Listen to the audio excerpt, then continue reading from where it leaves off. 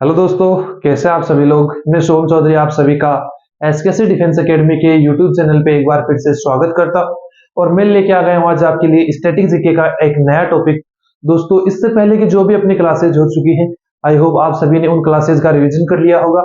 और दोस्तों, अगर आपने अभी तक रिवीजन नहीं किया है तो इस क्लास को कंप्लीट करने से पहले आप पहले उन क्लासेज का रिवीजन करके आइए, क्योंकि वहां से आपको बहुत ही इस क्लास को समझने में भी सहायता मिलेगी। क्योंकि हम लाइन टू लाइन चल रहे हैं कि हमें पहले कौन सा याद करना है फिर कौन सा याद करना है। तो एक सीरीज बनती हुई चल रही है, एक चेन बनती हुई चल रही है। उसी चेन के माध्यम से आप इन सभी को याद कीजिए, आपको बहुत ही इजी वे के अंदर आपको याद हो जाएंगे। तो दोस्तों, जो आज का अपना टॉपिक रहने वाला है वो टॉपिक रहने वाला है प्रमुख वाद्य एवं वाद्य यंत्र।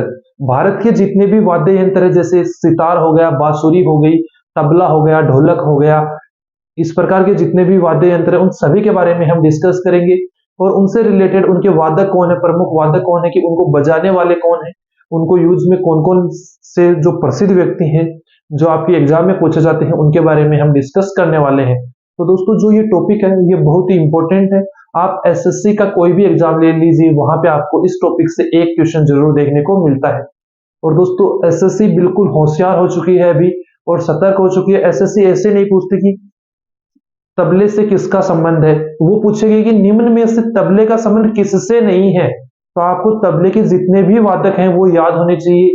केवल एक दो नाम याद करके आपका काम नहीं चलने वाला है, क्योंकि एसएससी आपको अपोजिट क्वेश्चन पूछने लगी है कि किन किन लोगों का संबंध तबले से नहीं है, सितार से नहीं है, नहीं वाले क्वेश्चन पूछने लगी है। तो आपको एक से ज्यादा नाम याद करने की जरूरत है। न जाने वो कौन सा नाम पूछ ले। मान लीजिए मैंने आपको दो तीन नाम करवा दिए, वो न पूछ के आपको अन्य कोई नाम पूछ ले तो आप उनमें भी कंफ्यूज हो जाएंगे। तो आपको उन सभी नामों के बारे में पता होना चाहिए। तो आज की क्लास में हम सभी के बारे में डिस्कस करेंगे, जितने भी आपके प्रमुख वाद्य यंत्र हैं एवं उनके जितने भी वादक हैं उन सभी के बारे में डिस्कस करेंगे। और आपको इंपॉर्टेंट भी बता दूंगा जो आपकी एग्जाम में बार बार रिपीट होते हैं। तो एक बार क्लास को अपने सभी दोस्तों के साथ शेयर कर दीजिए, क्योंकि क्लास बहुत इंपॉर्टेंट होने वाली है। तो सबसे पहले हम लोग स्टार्ट करेंगे तबले से। कहां से दोस्तों? तबले से स्टार्ट करते हैं। पहले बात कर लेते हैं कि जो आपका तबला है वो किस प्रकार का वाद्य यंत्र है। तो दोस्तों, जो तबला है वो ताल वाद्य यंत्र है। कैसा यंत्र है? ताल वाद्य यंत्र, कि जो ताल देके बजाया जाता है। इसके ऊपर आपने देखा होगा, अगर आपने तबला देखा है तो ढोलक अगर आपने देखा है तो ढोलक के जैसा ही अपना तबला होता है। इसके ऊपर एक तरफ सॉरी दोनों तरफ जो अपना चमड़ा होता है उसकी लेयर बनी होती है और उस पर थाप देके इसको बजाया जाता है। इसलिए इसको कहा जाता है ताल वाद्य यंत्र। तबले को क्या कहा जाता है? ताल वाद्य यंत्र। बात करते हैं इसके जो इंपॉर्टेंट वादक आते हैं वो कौन से हैं। तो सबसे पहले इसमें नाम आता है, सबसे अग्रणी है किशन महाराज। कौन है दोस्तों? किशन महाराज इसमें सबसे अग्रणी है। बात कर ले अगर हम किशन महाराज की, तो किशन महाराज का जो निधन है वो 2008 के अंदर हुआ था। कब हुआ था निधन इनका? 2008 के अंदर हुआ था।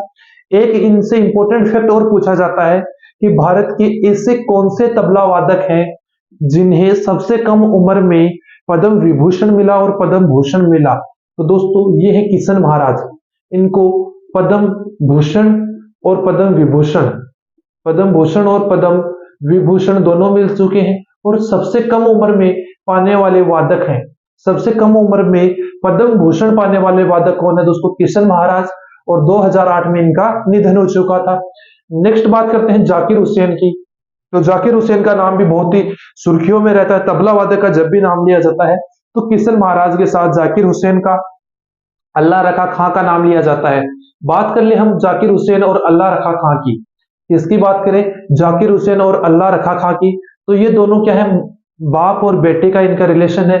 एक पिता और एक बेटे का इनका रिलेशन है आपस में। जो जाकिर हुसैन और अल्लाह रखा खान है उनको एक पिता और बेटे की जोड़ी के रूप में जाना जाता है। तो ये भी आपका एग्जाम में क्वेश्चन बन सकता है कि पिता और बेटे दोनों ऐसे कौन सी ऐसी जोड़ी है जो तबला वादक है। तो आपका ऑप्शन में मिलेगा आपको जाकिर हुसैन और अल्लाह रखा खान, दोनों पिता और पुत्र हैं और इनकी जोड़ी तबला बजाती है और बहुत ही शानदार वादक है दोस्तों, किशन महाराज की तरह ही ये। नेक्स्ट आता है समता प्रसाद। कौन आता है दोस्तों? समता प्रसाद। यहां से भी एक क्वेश्चन पूछा जाता है, वो पूछा जाता है आपकी समता प्रसाद का दूसरा नाम क्या है। तो इनका जो समता प्रसाद जी है इनका दूसरा नाम है गुदई महाराज। क्या नाम है दोस्तों? गुदई महाराज के नाम से भी इन्हें जाना जाता है। और एसएससी के अंदर ये क्वेश्चन भी पूछा गया था कि निम्न में से कौन से वादक का अन्य नाम समता प्रसाद है? तो उनमें एक ऑप्शन में आपको दे रखा था गुदई महाराज। क्या नाम दे रखा था? गुदई महाराज। तो आप लोग याद रखेंगे जो समता प्रसाद है उनका एक अन्य नाम गुदई महाराज भी है। इसके अलावा जो प्रसिद्ध तबला वादक है उनमें हम बात करते हैं शिव नारायण जोशी की, परमानंद जोशी की, विजय घटे की और शौकत हुसैन खान की। इन लोगों का भी नाम अग्रणी है तबला वादक के अंदर। नेक्स्ट हम बात करेंगे सितार की। इसके दोस्तों सितार के, तो दोस्तों बात कर लेते हैं सितार। सितार क्या होता है दोस्तों? सितार को हम वीणा की तरह देख सकते हैं कि जो सितार होता है वो एक वीणा का ही अलग रूप है, वीणा से ही निकल के सितार आया है। और दोस्तों जो सितार है उसे कौन सा वाद्य यंत्र कहा जाता है? एग्जाम में यह भी पूछा जा सकता है। तो सितार को कहा जाता है तार वाद्य यंत्र। क्या कहा जाता है? तार वाद्य यंत्र। तो दोस्तों जिस प्रकार से हम लोगों ने देखा था कि तबले को थाप से बजाया जाता है, हथेलियों से इस प्रकार बजाया जाता है, तो इसको ताल वाद्य यंत्र कहते हैं। और जो सितार है उसके अंदर क्या आ रहा है दोस्तों? तार। सितार वर्ड के अंदर क्या आ रहा है? तार। तो इसको तार के माध्यम से बजाया जाता है, इसलिए ये तार वाद्य यंत्र की जो कैटेगरी है इसके अंदर आता है। तार वाद्य यंत्र के अंदर और कौन कौन से आते हैं? आपकी वीणा हो गई, एक जो राजस्थान के अंदर बहुत बजाया जाता है कालबेलिया जनजाति के द्वारा, उसका नाम भी याद नहीं आ रहा, वो हो गया। और इसके अलावा बात कर ले तो आपका जो वायलिन है वो भी तार वाद्य यंत्र के अंतर ही आता है। बात कर ले इसके जो प्रसिद्ध कलाकार हैं, प्रसिद्ध वादक हैं, वो कौन कौन से हैं? तो उनमें सबसे अग्रणी नाम है पंडित रविशंकर का। और एग्जाम में बार बार रिपीट भी यही नाम होता है कि पंडित रविशंकर का संबंध किस वाद्य यंत्र से है? सितार से। या ये पूछ लेगा कि निम्न में से किस वादक का संबंध सितार से है, तो वहां पर भी आपको पंडित रविशंकर का नाम सबसे पहले देखने को मिलता है। बात कर ले पंडित रविशंकर की, तो इन्हें 1999 के अंदर भारत रत्न मिल चुका है। क्या मिल चुका है दोस्तों? भारत रत्न मिल चुका है। इसके अलावा बात करें तो इन्हें क्या मिला है? पद्म विभूषण मिला है। क्या मिला है? पद्म विभूषण मिला है। इसके अलावा बात कर ले तो इन्हें पद्मश्री मिल चुका है। क्या मिल चुका है? पद्मश्री मिल चुका है। इसके अलावा बात करें तो इन्हें पद्म भूषण मिल चुका है। क्या मिल चुका है? पद्म भूषण भी इनको मिल चुका है। तो दोस्तों एक बार एसएससी ने सीएचएसएल के अंदर क्वेश्चन पूछा था 2022 के अंदर, आप नोट डाउन कर सकते हैं सीएचएसएल 2022। इसका क्वेश्चन है दोस्तों सीएचएसएल 2022 का क्वेश्चन है कि निम्न में से किस वादक को भारत रत्न, पद्म भूषण, पद्म विभूषण तीनों मिल चुके हैं। पद्म भूषण, पद्म विभूषण और भारत रत्न तीनों मिल चुके हैं। तो उसका आंसर था पंडित रविशंकर। क्या आंसर था दोस्तों? पंडित रविशंकर। तो एसएससी कुछ हटके भी क्वेश्चन पूछ रही है तो वो भी हमें कंप्लीट याद होने चाहिए दोस्तों। जो भी पॉइंट आपको एक्स्ट्रा बता रहा हूं उनको याद करते हुए चलिए, वहां से आपको क्वेश्चन जरूर देखने को मिलेंगे। नेक्स्ट बात करते हैं उमाशंकर। कौन? उमाशंकर मिश्र, विलायत खां। दोस्तों विलायत खां भी इंपॉर्टेंट है, इनका नाम भी आपको बहुत बार एग्जाम में देखने को मिलता है। इसके अलावा निखिल बनर्जी, शाहिद परवेज और राजीव जनार्दन है। कौन है दोस्तों? राजीव जनार्दन है। और दोस्तों एक बात कर लेते हैं जो पंडित रविशंकर है उनकी आत्मकथा। क्या? आत्मकथा। पंडित रविशंकर की आत्मकथा के बारे में भी एग्जाम में बार बार पूछा जाता है कि इनकी जो आत्मकथा है उसका नाम क्या है। तो जो पंडित रविशंकर है इनकी आत्मकथा का नाम है my life my music. My music my life, कि मेरा संगीत मेरा जीवन। जो मेरा संगीत है वही क्या है? मेरा जीवन है। ये पंडित रविशंकर की आत्मकथा है, ऑटोबायोग्राफी है। क्या है दोस्तों? ऑटोबायोग्राफी। ये भी एग्जाम में आपको पूछा जा सकता है तो इसको भी आपको याद कर लेना है कि पंडित रविशंकर की आत्मकथा का नाम है माई म्यूजिक माई लाइफ। नेक्स्ट बात करते हैं बांसुरी की। जो अपना तीसरा जो वाद्य यंत्र आता है वो है दोस्तों बांसुरी। पहला हम लोगों ने डिस्कस किया तबला के बारे में, फिर हम लोगों ने पढ़ा सितार के बारे में, अभी पढ़ने वाले हैं बांसुरी के बारे में। तो बांसुरी की बात करें तो सबसे पहले बात करते हैं कि ये किस प्रकार का वाद्य यंत्र है। तो दोस्तों ये सुशीर वाद्य यंत्र है। कैसा वाद्य यंत्र है? सुशीर वाद्य यंत्र। दोस्तों सुशीर वाद्य यंत्र कौन से होते हैं? जो हवा के द्वारा बजाए जाते हैं, हवा की सहायता से बजाए जाते हैं, वो कौन से वाद्य यंत्र होते हैं? सुशीर वाद्य यंत्र होते हैं। और जो आपकी बांसुरी है वो सुशीर वाद्य यंत्र के अंतर्गत आती है। बांसुरी हवा के माध्यम से बजाई जाती है, हवा देखिए बजाई जाती है, इसलिए कौन से वाद्य यंत्र के अंदर आती है? सुशिर वाद्य यंत्र के अंदर आती है। और जो इसके प्रसिद्ध वादक हैं उनके अंदर आता है हरिप्रसाद चौरसिया। इनका नाम आपको सबसे पहले देखने को मिलता है और सबसे इंपॉर्टेंट भी यही है दोस्तों, हरिप्रसाद चौरसिया। इनके अलावा पन्नालाल घोष, राजेंद्र प्रसन्ना, राजेंद्र कुलकर्णी, एन नीला। कौन है? हरिप्रसाद चौरसिया, पन्नालाल घोष, राजेंद्र प्रसन्ना, राजेंद्र कुलकर्णी और एन नीला आपको बांसुरी के अंदर सबसे ज्यादा देखने को मिलते हैं। तो दोस्तों हम लोगों ने 3 कर लिए, तबला, सितार, बांसुरी। जो अपना चौथा है उसके बारे में डिस्कस करते हैं, और जो अपना चौथा है वो है, नेक्स्ट हम बात करते हैं दोस्तों अपने शहनाई की। जो अपना चौथा है वो है शहनाई। तो शहनाई के जो प्रसिद्ध कलाकार आते हैं उनमें पहला नाम आता है बिस्मिल्लाह खां का। किसका नाम आता है दोस्तों? बिस्मिल्लाह खां का। और दोस्तों बिस्मिल्लाह खां शहनाई के प्रसिद्ध वादक हैं और ये बहुत ही पुराने समय से शहनाई बजा रहे हैं। और दोस्तों आपको एक छोटा सा फैक्ट और बताता हूं कि इन्होंने 1947 में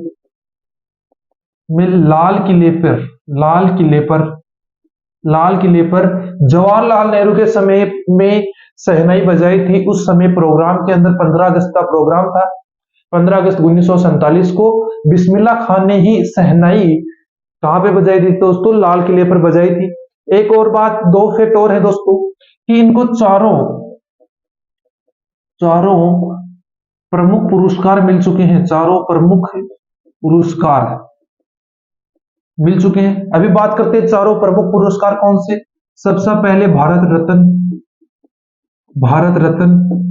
अगर पद्म पुरस्कारों की बात करें तो पद्म पुरस्कारों में विभूषण भी इनको मिल चुका है। क्या मिल चुका है? विभूषण, भूषण और श्री।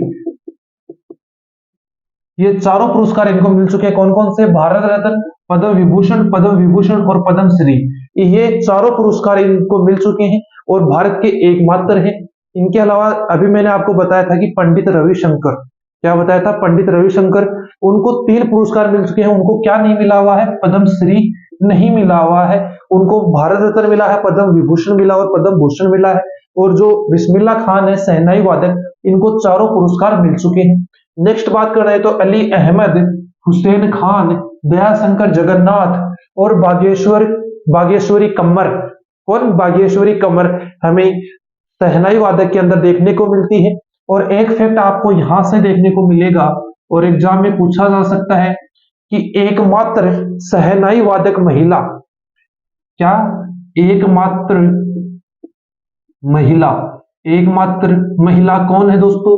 बागेश्वरी कमर। कौन है? बागेश्वरी कमर शहनाई बजाने वाली एकमात्र महिला है। तो अभी बात समझ में आ गई होगी कि आपको जो अन्य फैक्ट्स मैंने आपको बताया, चारों कुछ पुरस्कार मिल चुके हैं। बिस्मिल्लाह खां को 1947 में लाल किले की प्राचीर पे इन्होंने शहनाई बजाई थी। और जो बागेश्वरी कमर है वो एकमात्र महिला है जो शहनाई बजाती है। नेक्स्ट बात करते हैं दोस्तों वीणा की। किसकी बात करते हैं दोस्तों? वीणा की। आप सभी को पता होगा कि जो वीणा है वो हमारी सरस्वती माता का जो वाद्य यंत्र रहा है वो रहा है। तो जो वीणा है वो बहुत ही प्रसिद्ध रहा है दोस्तों। और इसके जो प्रसिद्ध कलाकार है, वादक हैं, वो है एस बालचंद्रन। कौन है? एस बालचंद्रन। इनका जो नाम है वो हमें सबसे पहले देखने को मिलता है और एग्जाम के लिए आप इनको इंपॉर्टेंट लगा लेंगे। एस बालचंद्रन, कृष्ण भागवतार बदरुद्दीन डागर। इनके अलावा जयंती कुमारेश, सुंदरम बालचंद्र का नाम हमें वीणा वादकों के अंदर देखने को मिलता है। किन किन का मिलता है? एस बालचंद्रन, कृष्ण भागवतार, बदरुद्दीन डागर, जयंती कुमारेश, सुंदरम बालचंद्र। इन सभी का नाम हमें वीणा वादकों के अंदर देखने को मिलता है। नेक्स्ट बात करते हैं दोस्तों अपने, जो हम लोगों ने किन किन का देख लिया, शहनाई का देख लिया, वीणा का देख लिया। अभी बात करेंगे सरोद वादकों की, कि जो सरोद वाद्य यंत्र है उनको बजाने में किन किन को महारत हासिल है और किन किन के नाम हमें अग्रणी जो लिस्ट अपनी सारणी है उसके अंदर देखने को मिलते हैं। तो अपना नेक्स्ट वाद्य यंत्र रहने वाला है सरोद वाद्य यंत्र। इसके अंदर जो इंपॉर्टेंट है वो है अमजद अली खां के 2 बेटे हैं। किसके बेटे हैं? अमजद अली खां के 2 बेटे हैं, अमान अली खान और अयान अली खान। ये नाम याद रखना आप, तो अमान और अयान अली खां किसके बेटे हैं? अमजद अली खां के बेटे हैं और ये प्रसिद्ध सरोद वादक हैं। एक बार एग्जाम में क्वेश्चन पूछ लिया गया था कि अमजद अली खां के कौन कौन से बेटे सरोद वादक है, सॉरी सरोद वादक है? अमजद अली खां के कौन से दो पुत्र सरोद वादक है? तो इनमें नाम था अयान और अमान अली का। किसका नाम था? अयान और अमान अली का नाम था। ये आपका करेक्ट आंसर था। तो दोस्तों आपको याद करना है, अमजद अली के दो पुत्र अयान अली खान और अमान अली खान, ये दोनों प्रसिद्ध सरोद वादक हैं। नेक्स्ट बात करते हैं जरीन दारूवाला। कौन दोस्तों? जरीन दारूवाला। कि दारू पी के जर गया वो तो, इस प्रकार से आप इसको याद कर सकते हैं। इसके अलावा मुकेश शर्मा, राजीव तारानाथ। कौन? राजीव तारानाथ। बुद्ध देवदास। बुद्ध देवदास का नाम हमें सरोद वादकों के अंदर देखने को मिलता है। किनका मिलता है? अमान अयान, जरीन दारूवाला, मुकेश शर्मा, राजीव तारानाथ और बुद्ध देवदास का नाम हमें सरोद वादकों के अंदर देखने को मिलता है। एक बार तीनों को रिपीट कर लेते हैं, शहनाई, वीणा और सरोद के। तो शहनाई वादकों में आपको मिलता है बिस्मिल्लाह खां का नाम इंपॉर्टेंट मिलता है। बिस्मिल्लाह खां के जो इंपॉर्टेंट फैक्ट्स थे वो अभी आपको मैंने बता दिए। इसके अलावा जो बागेश्वरी कमर है वो एकमात्र महिला है। हुसैन खान, दयाशंकर, जगन्नाथ अली अहमद का नाम हमें शहनाई वादकों के अंदर मिलता है। वीणा वादकों की बात करें तो एस बालचंद्रन, बदरुद्दीन डागर, कृष्ण भागवतार, इसके अलावा सुंदरम बालचंद्र, जयंती कुमारेश का नाम हमें वीणा वादकों के अंदर मिलता है। सरोद वादकों की बात करें तो अमजद अली खां के दो बेटे थे, एक का नाम मैंने आपको बताया अयान और एक का नाम बताया अमान अली खान, दोनों प्रसिद्ध सरोद वादक थे। इनके अलावा जरीन दारूवाला, मुकेश शर्मा, राजीव तारानाथ, बुद्ध देवदास हमें सरोद वादक देखने को मिलते हैं। नेक्स्ट बात करेंगे दोस्तों हम मृदंग की। किसकी बात करेंगे? मृदंग की। तो मृदंग के अंदर हमें सबसे इंपॉर्टेंट देखने को मिलते हैं वो है विषम सिंह ठाकुर। कौन मिलते हैं दोस्तों? मृदंग के अंदर हमें सबसे इंपॉर्टेंट देखने को मिलेंगी विषम सिंह ठाकुर। विषम सिंह ठाकुर, ये सबसे नाम देखने को मिलता है टी गोपाल कृष्णन। क्या नाम मिलता है? T Gopal Krishnan.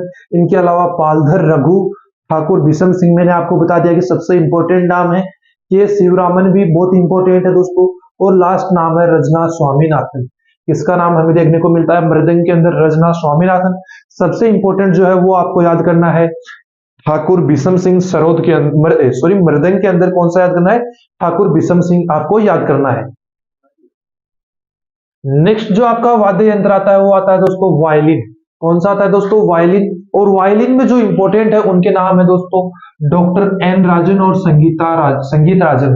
Doctor N Rajan और संगीत राजन, ये दोनों नाम आपको एग्जाम में बार बार देखने को मिलते हैं, तो इन दोनों नाम को तो आपको बिल्कुल याद कर लेना है। इनके अलावा हमें नाम देखने को मिलते हैं T N Krishnan, L Subramaniam. T Krishnan, L Subramaniam, Lalgudi और मोहन चंद्र शेखर। क्या नाम देखने को मिलते हैं?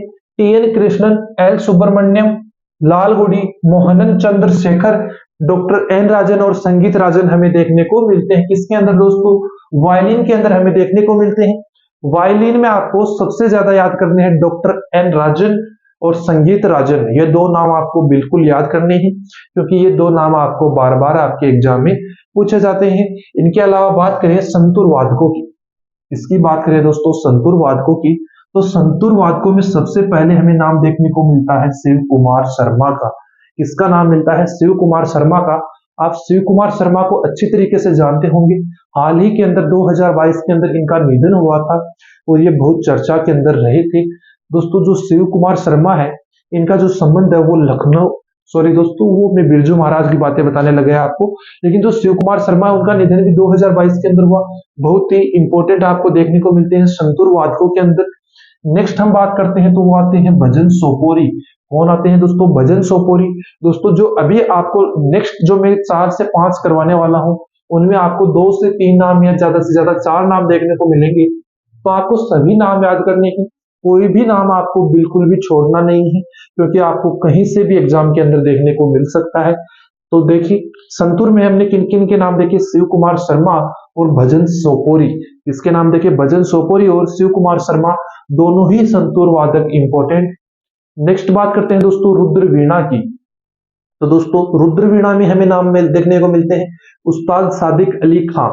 उस्ताद सादिक अली खां और असद अली खां, दो नाम हमें देखने को मिलते हैं। क्या क्या नाम देखने को मिलते हैं? उस्ताद सादिक अली खां और उस्ताद अली खां। असद अली खां और उस्ताद सादिक अली खां, ये दो नाम हमें देखने को मिलते हैं। इसके अंदर दोस्तों रुद्र वीणा के अंदर देखने को हमें मिलते हैं। और दोस्तों बात की जाए रुद्र वीणा की, इसकी बात करें दोस्तों रुद्र वीणा, तो दोस्तों आपको पता होगा कि जितने भी वाद्य यंत्र हैं उनमें सीखने की दृष्टि से जो रुद्र वीणा है वो सबसे हार्ड वाद्य यंत्र माना जाता है। इसको सीखने के लिए हमें ज्यादा प्रैक्टिस की और ज्यादा मशक्कत करने की आवश्यकता होती है। इसको सीखना इतना इजी नहीं है, इसलिए इसके दो ही वादक आपको है, एक तो उस्ताद सादिक अली खां और एक असद अली खां, क्योंकि सीखने में दोस्तों इसको बहुत जोर आता है बाकी की तुलना में। नेक्स्ट बात करते हैं दोस्तों परवाज की। इसकी दोस्तों परवाज की, तो परवाज में आपको नाम देखने को मिलता है कुनल पाटिल। क्या नाम मिलता है? कुणाल पाटिल। इसके अलावा केलुचरण महापात्रा, क्या नाम देखने को मिलता है? कुणाल पाटिल और केलुचरण महापात्रा। दोस्तों इनमें जो केलुचरण महापात्रा है वो बहुत ही इंपॉर्टेंट है, और इंपॉर्टेंट क्यों है वो मैं आपको आगे बताऊंगा। इससे पहले बात कर लेते हैं कुणाल पाटिल की। तो जो कुणाल पाटिल है वो परवाज के बहुत ही प्रसिद्ध वादक हैं। अभी बात करते हैं केलुचरण महापात्रा की। तो दोस्तों जो केलुचरण महापात्रा है उनके पास क्या क्या है इसकी बात करते हैं। तो दोस्तों केलुचरण महापात्रा एकमात्र ऐसे वादक है जिनको मृदंग, तबला, परवाज और ओडिसी नृत्य, क्या जो अपना शास्त्रीय नृत्य है ओडिसी नृत्य, इन सभी में क्या है निपुणता हासिल है। ये तीनों के तो वादक हैं, मृदंग के वादक हैं, तबले के वादक हैं, परवाज के वादक हैं। कौन है? केलुचरण महापात्रा। किन किन के वादक हैं? मृदंग के, तबले के और परवाज के। और जो अपना शास्त्रीय नृत्य है, क्या है? शास्त्रीय नृत्य। कौन सा शास्त्रीय नृत्य? ओडिसी। और अभी बात करें ओडिसी कहाँ का शास्त्रीय नृत्य है, तो ये है उड़ीसा का। ओडिशा का ये शास्त्रीय नृत्य, ओडिसी शास्त्रीय नृत्य। और दोस्तों यहां से ये क्वेश्चन पूछा जाता है कि जो केलुचरण महापात्रा है इनका संबंध कौन से नृत्य से, तो वो आता है ओडिसी नृत्य। और एक क्वेश्चन और पूछा जाता है केलुचरण महापात्रा से कि भारत के एकमात्र ऐसे कौन से वादक हैं जिन्हें मृदंग, तबला और परवाज तीनों बजाने आते हैं। तीनों के ये वादक हैं, तीनों में इनको निपुणता हासिल है। तो वहां पे आपको नाम देखने को मिलता है केलुचरण महापात्रा का। और ये ओडिसी जो नृत्य है उसके भी प्रसिद्ध नर्तक हैं। बात होगी दोस्तों परवाज की और केलुचरण महापात्रा की, जो इनका इंपॉर्टेंट फैक्ट है वो याद रखना। नेक्स्ट बात करते हैं घटम की। दोस्तों घटम किसको बोला जाता है? संस्कृत में घड़े को घटम बोला जाता है। तो एक घड़े को इस बजाया जाता है इसमें घटम के अंदर। तो देखिए इसमें हमें नाम देखने को मिलता है टी.एच. विनायक राम का। सबसे पहले किसका नाम देखने को मिलता है? टी.एच. विनायक राम का। और दोस्तों इस घटम वादक टी.एच. विनायक राम जी को ग्रैमी अवार्ड भी मिल चुका है। क्या मिल चुका है? ग्रैमी पुरस्कार। क्या मिल चुका है? ग्रैमी पुरस्कार मिल चुका है। क्या मिल चुका है? ग्रैमी पुरस्कार मिल चुका है। किसे? टी.एच. विनायक राम को। इसके अलावा बात करें तो इनमें आता है ए एन सुब्रमण्यम भी घटम के प्रसिद्ध वादक हैं। नेक्स्ट बात करते हैं दोस्तों सारंगी की। तो दोस्तों सारंगी में आपको एक नाम देखने को मिलेगा उस्ताद बिंदु खान। और भी है लेकिन ये आपका सबसे इंपॉर्टेंट है और एग्जाम में बार बार यही पूछा जाता है सारंगी से, उस्ताद बिंदु खान। नेक्स्ट आपका आता है सिमझिनी। तो सिमझिनी जो वाद्य यंत्र है इसके अंदर आपको नाम देखने को मिलता है जुबिन मेहता का। किसका नाम मिलता है? जुबिन मेहता का आपको इसके अंदर नाम देखने को मिलता है। दोस्तों एक इंपॉर्टेंट फैक्ट और है वो मैं आपको बताता हूं, एक मिनट वेट कीजिए। वो एक फैक्ट बता के हम अपनी क्लास को एंड करेंगे। जितने भी वाद्य यंत्र थे वो आपके कंप्लीट हो चुके हैं। तबले से हमने स्टार्ट किया था और सिमझिनी पे लाके हमने इसको खत्म कर दिया है दोस्तों आज के टॉपिक को। टॉपिक बहुत ही इंपॉर्टेंट था। टॉपिक को एक बार अपने सभी दोस्तों के साथ शेयर कर दीजिएगा। जो इंपॉर्टेंट पॉइंट बनता है वो है जो अपने पंडित रविशंकर है, पंडित रविशंकर, इनका नाम हम लोगों ने सुना था। तो दोस्तों जो पंडित रविशंकर है ये ग्रैमी पुरस्कार प्रथम ग्रैमी पुरस्कार पाने वाले वादक है। कौन है? वादक है। इनके अलावा किनको मिला था? अभी हम लोगों ने बात की थी टी.एच. विनायक राम को मिला था। लेकिन जो पंडित रविशंकर है ये प्रथम ऐसे वादक हैं जिन्हें क्या मिला था दोस्तों, ग्रैमी अवार्ड मिला था। और ये भी एग्जाम में आपको डायरेक्ट क्वेश्चन पूछा जा सकता है, तो इसको भी आप नोट डाउन कर लेंगे।